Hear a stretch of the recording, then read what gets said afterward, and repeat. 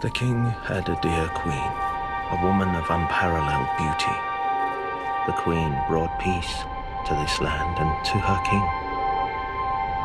A peace so deep, it was like the dark. Hello there, Seraphim17 once again. This is my Dark Souls 2 walkthrough. We are in the Dragon Shrine, and this area for me could quite possibly be the coolest looking place with the worst design as far as enemy placements. And you might be wondering why. Well, in this area there is a specific tier of enemy which is an upgraded version of the Old Knight, and they're called Drake Keepers.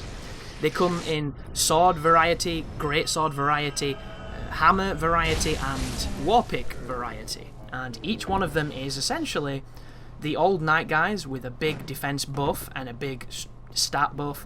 However, their attack animations are twice as fast as they used to be. Almost double the fucking speed.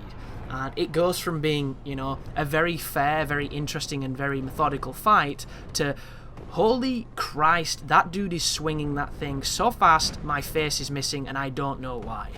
It is unbelievable what these enemies can do if you give them the opportunity to do it.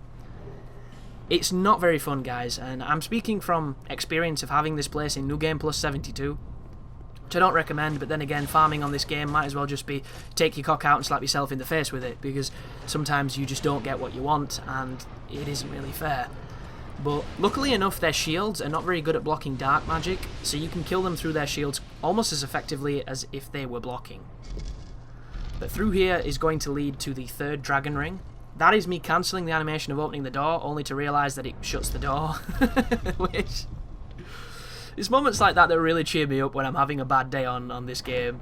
Because you're just like, why would they do that? You've started opening it, why can I not just have this one victory?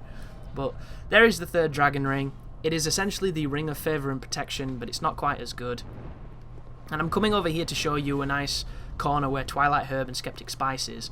Because if you're going to be using Acetics on this place, you'll find that it is one of the best areas in the game to farm Twinkling Titanite, to farm Petrified Dragonbone, Titanite Slabs, Twilight Herbs, Skeptic Spice, Fire Seeds, and Dragon Scales.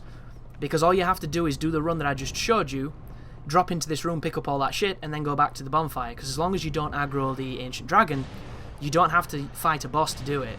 And you can pretty much avoid every enemy except for that Warpick guy.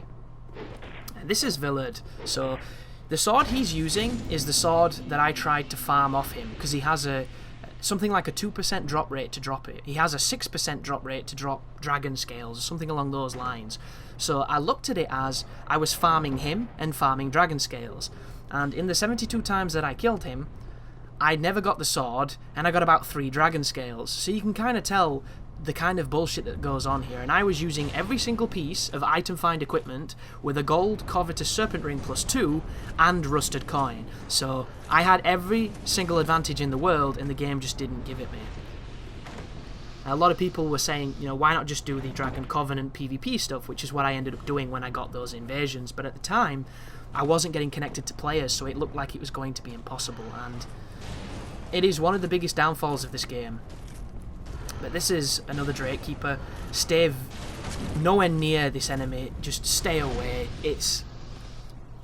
you know... if I never see these enemies swing in this run-up to the Ancient Dragon, it's been a good day. Because chances are, if you see them swing, they've already killed you.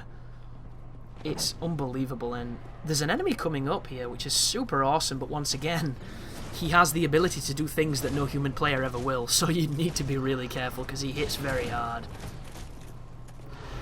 The luxury of the two-handed greatsword guys, or ultra greatsword guys, is, aside from being able to strike through geometry, they are much weaker than their brethren. And I think they drop dragon charms, sorry. But here they are, the servants of the Dragon Covenant wearing the full dragon armor, which does look really badass, and that shield that they have is a full 100% block shield, so if you're looking for an alternative, it's a very good one. But what I'm doing here is dangerous, because this enemy does not need any more incentives to kill me. Luckily enough, see what I mean? He has more poise than my maze does have poise crush. And because this game's poise system works completely different in PvP than it does in PvE, getting the poise crush can be a gamble at times. And the funny / sad thing is, I fought this enemy enough to know how they fight, so I know when they waste their stamina, where they can't attack again. And they still catch you out because poise just doesn't work the way it's designed. But this is the double axe guy. I think they're great axes then. So he can't really shield too well, which is really useful. And then at the top there's 2 Warpic dudes, and then behind them there is a guy with a straight sword, the straight dragon sword. But I just think this is a perfect example of how not to design a game. And when I first came here, it reminded me of Anno Londo because of the Sentinels. But compare this enemy to the Sentinels. I might even make a video where I do that, to show the difference between good design and bad design. The Sentinels were a very big, very versatile, very strong enemy that could kill you easily. But at the same time, once you understood how they fought and once you learnt them, you could destroy them effortlessly, because they worked and they were fair. And they had Wrath of God, which is a completely different thing. And they could heal themselves. But these things just... it's off the chart in how insane they are. And if you've never fought them, you're in for a treat, because it's... I'm just curious. I would love to speak to the person who let that animation run the way it runs, because they can swing with almost unlimited stamina. And how is that fair? I just... you know, a lot of people will just say, oh, it's just Dark Souls being Dark Souls, it's an unfair game that kills you for the fun. But that's not really true if you've learnt the previous games. They were unfair in moments, and oh yes, they could be cheap, but there was always a resounding feeling of fairness. And this is some of the issues that Dark Souls 2 has, where I don't quite think that philosophy was adhered to. So thank you for watching, and as always, you take care now.